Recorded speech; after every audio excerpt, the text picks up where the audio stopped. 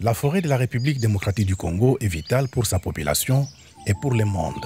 Et pourtant, cette forêt se meurt et est détruite peu à peu par les activités humaines.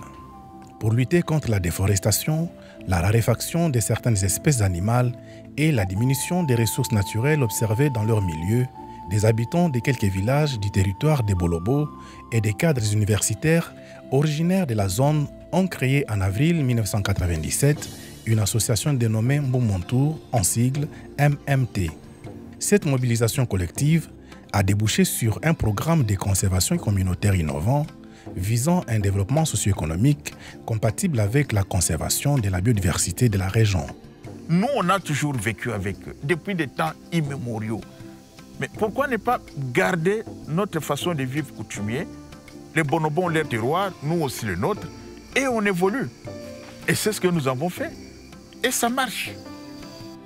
Le territoire des Bolobo est situé au nord de l'embouchure de la rivière Kasai, à 300 km au nord de Kinshasa, et abrite des bonobos, une espèce endémique de la République démocratique du Congo, et classée en danger sur la liste rouge de l'UICN.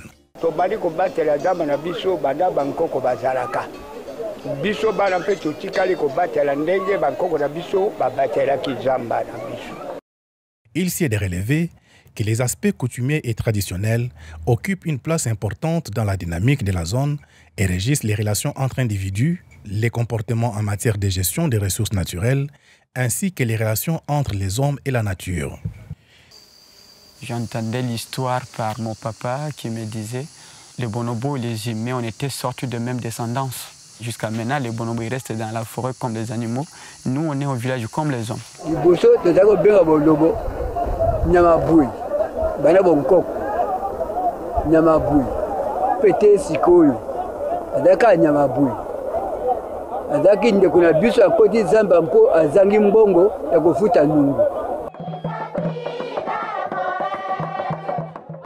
Mbumontour développe un mode de communication susceptible d'atteindre un large public à travers des chansons populaires basées sur les vieilles coutumes téké interdisant la chasse et la consommation de la viande du bonobo.